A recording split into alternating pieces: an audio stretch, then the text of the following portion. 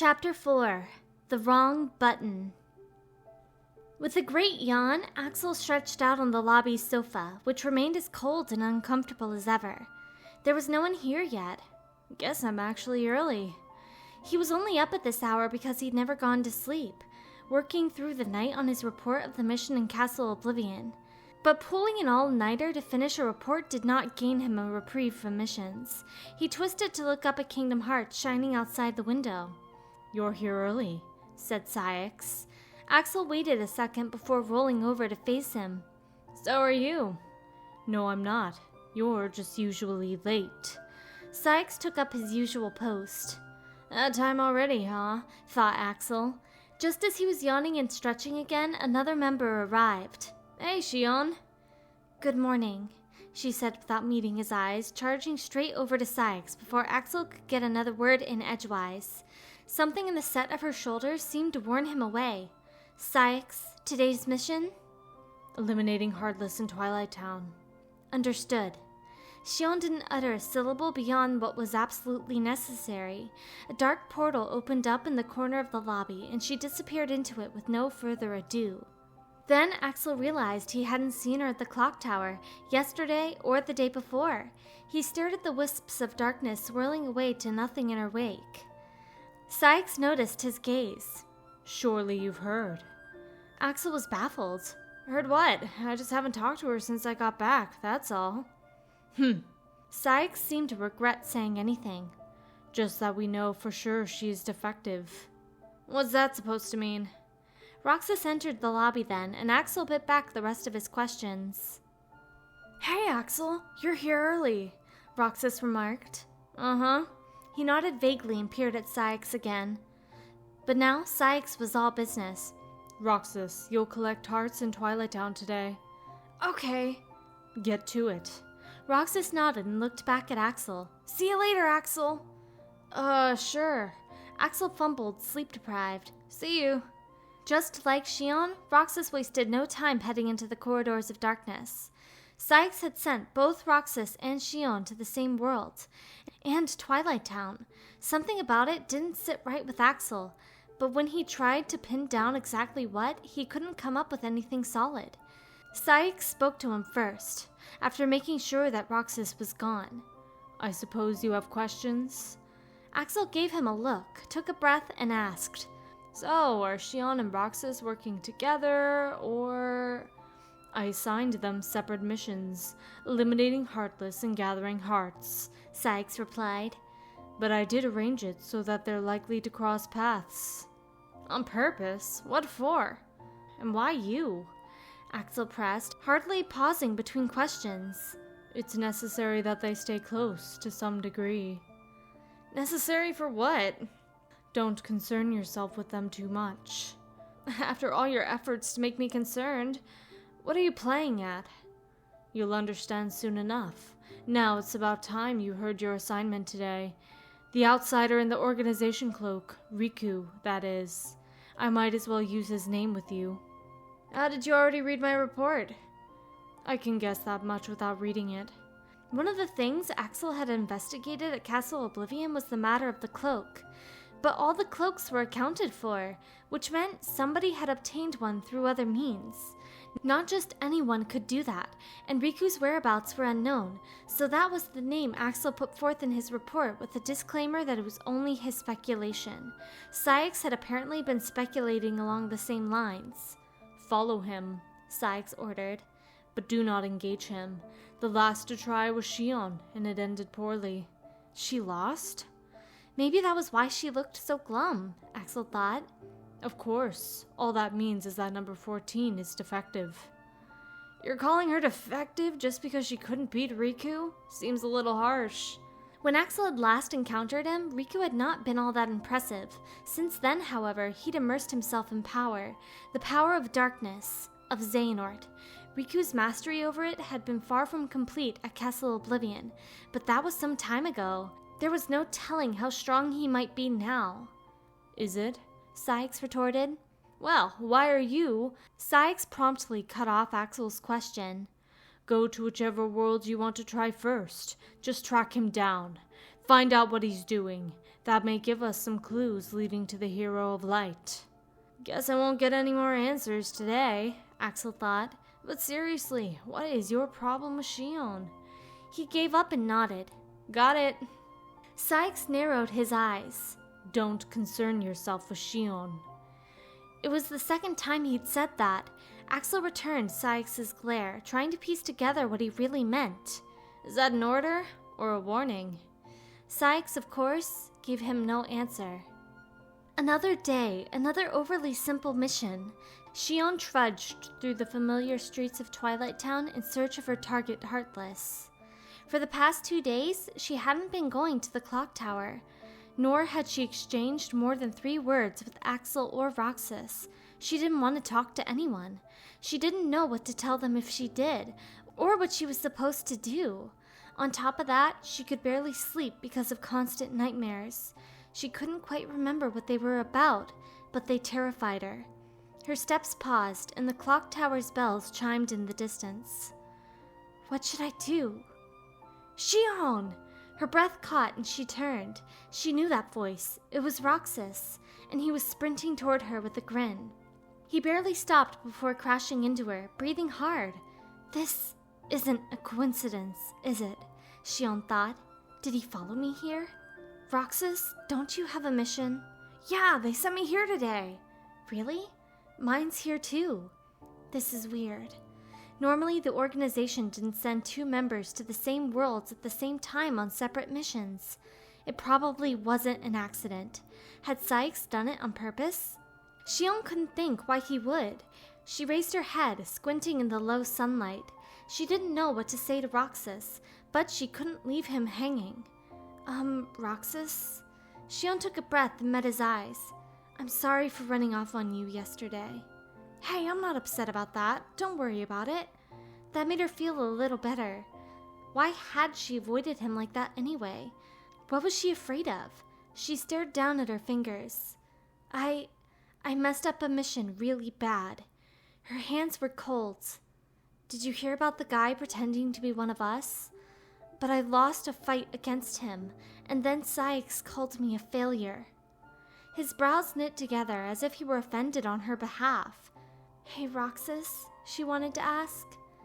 Why do some things hurt so badly when we don't have hearts to feel with? Jeez, that's... Roxas began. Shion cut him off. It's fine. I don't care what some jerk has to say. I can take it. See if I care. I'm fine. So she told herself, but her chest ached. She looked toward the sunset. Hey, Shion, why don't we work together today? Said Roxas. Huh? But... He flashed her a smile. I know we have separate missions, but I bet if we team up, we'll finish faster. Would that work? Maybe it would. Well, okay, Shion replied. I guess if we get done early, we'll have more time for our ice cream. It reminded her of something. This almost feels like before, like when I couldn't use the Keyblade.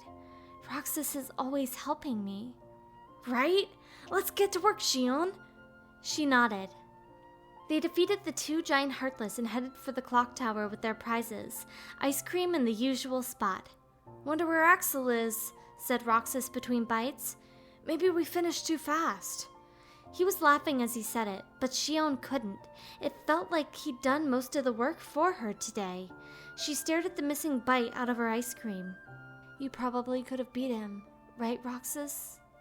She didn't even know the imposter's name, so why did she have the feeling she'd seen his face before? Her Keyblade. What if it really was a sham, like he said? Imposter, sham, lie, mistake, failure. Shion? Hey, Shion! She jumped as Roxas broke into her thoughts. What's wrong? Sorry, my mind's just wandering. There were so many things she had to think about, way too many. I bet you don't let all the thinking bog you down, do you, Roxas? About us, about nobodies, about Kingdom Hearts, about the heart? Why does it hurt so much, do you think? Roxas? Yeah? Why are we doing all this? Huh? The smile left his face as he sank into thought, but only for a moment. What do you mean, why? It's so we can get hearts of our own. Straight out of the organization handbook. Shion thought. But why? What do we need hearts for? I don't know. Roxas shrugged. I always figured it'll all make sense once we have them. She still felt like he was just parroting what he'd always been taught, but all that answer did was give them permission not to think. It was nothing more than an injunction against asking why. End of story. No more questions. Once we have hearts, everything will just make sense. Really? Maybe. Shion mumbled skeptically. Roxas gave her an anxious look. Staring down at her feet, she went on. I just wish I knew why I'm here, in the organization. How did I get here? Why do I have to use the Keyblade to collect hearts? A sham, that guy said. Why does it bother me so much? I've been having the strangest dreams, Shion added. Really? I can never remember what they were about. I just wake up scared. She couldn't get that guy out of her head, so she must have dreamed about him. In fact, she almost wondered if she'd met him in a dream at some point. But who was he? She couldn't remember, and she didn't want to remember the dreams. It hurt, like a painful lump was stuck in her chest, in her heart. Well, Sigbar told me you and I are both pretty special, Roxas explained in an attempt to cheer her up. He says we're the best of the best. Shion looked up at the optimism in his voice. Special? He must have meant I'm different, because I'm a mistake. No, you're not. Roxas was so quick to shoot her down, but why? Doesn't he think I'm a mistake too? What's so special about me? I can use a Keyblade, but what else? We may both be special. Shion stood up and gazed at the sky. But Roxas, I don't think we're the same. Shion? He took her hand in his, and she saw something. Red, a sky at sunset. I remember. A path stretching on and on, a crossroads, a brilliant moon. A moonlit sky? Let me go. Shion wrenched her hand away. Roxas cried her name as she left, but she didn't even look back. There was no trace of the young man in the cloak, of Riku, that he could find. In the end, he had to call it a day in RTC. Axel ducked into the sweet shop. 1 ice cream, please. Here you go. Sea salt ice cream in hand, he meandered toward the clock tower. He'd never deluded himself that tracking down Riku would be easy, and neither had Saix. It was just that if he went back and reported that he couldn't find anything, he would have to deal with those attempts at personality. The sneers, the snide remarks, the only trappings of human emotion that Saix ever showed. Not that Saix was even capable of annoyance or disappointment. Of course, what with the lack of a heart and all. Heading up the slope to the station, Axel bit into the ice cream bar. This stuff is so salty, he murmured to himself, as he often did. Still, Shion had fought Riku and lost. They'd probably talked to some extent. Had Riku seen her face? Assuming he caught a glimpse, he could have sensed something from the echo of Naminé's features there. When Axel reached the ledge atop the clock tower, he only saw one other figure there, Roxas. But hadn't he been working with Shion today? Hey, Roxas! Axel greeted him. Roxas seemed especially down. Hi, Axel. Shion still isn't coming? You just missed her. Roxas hung his head. Axel was beginning to gather that something had happened. He wondered if he should ask, then decided against it. But he couldn't have said whether Saix was the reason why. More like this wasn't the same. So he sat down beside Roxas and ate his ice cream. The silence stretched on until Roxas stood up. I'm about to get going too. What? Seriously? Axel protested. I just got here. Oh, right, sorry. Roxas awkwardly sat down again. Chewing on the ice cream stick, Axel noticed Roxas really was out of it. He couldn't not be concerned. Did something happen? It's nothing. That was a bald-faced lie. Whatever had happened, it was something Roxas didn't know how to explain, Axel figured. He knew the look, though. Girls are pretty complicated, huh? At that, Roxas raised his head in surprise. How'd you know it was her? It was such a sincere question that Axel barely swallowed a laugh. The evidence was right there. Roxas wouldn't be thinking of anything else. 'Cause you're relatively simple, Axel replied. Well, most nobodies are. It was a joke mostly, but Roxas didn't even snort. His reply was perfectly sincere.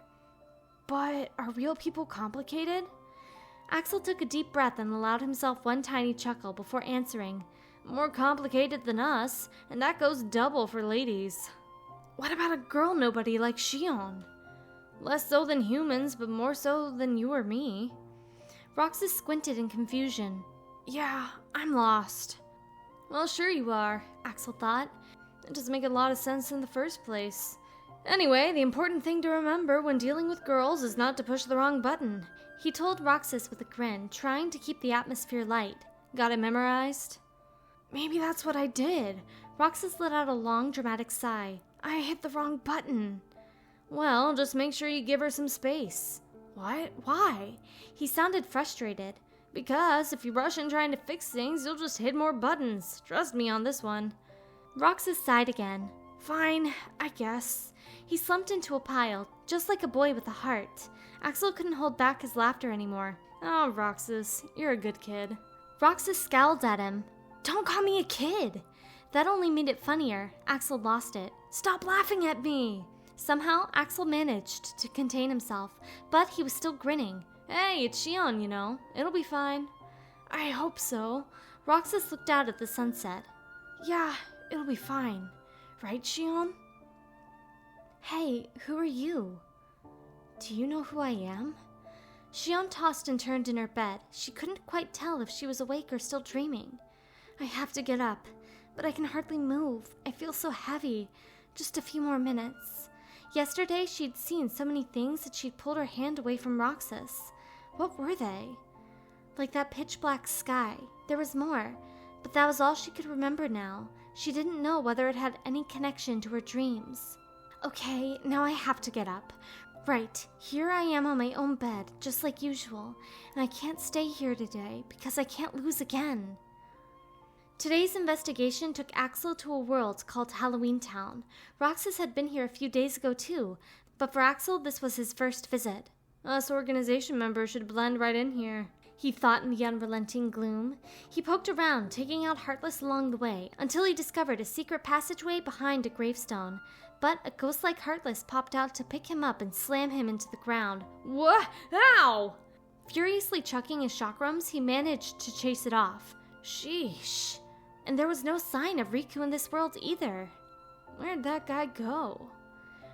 Roxas sat down on the clock tower, absently working on his ice cream. Axel wasn't here yet, and he hadn't seen Shion today. The wrong button, huh? He mumbled into his ice cream. Hey, just you today? Yup, Roxas said without turning. He knew it was Axel behind him. Axel perched next to him, and likewise started on his daily reward. This was boring. Too quiet. Was it because Shion wasn't here? Roxas sighed.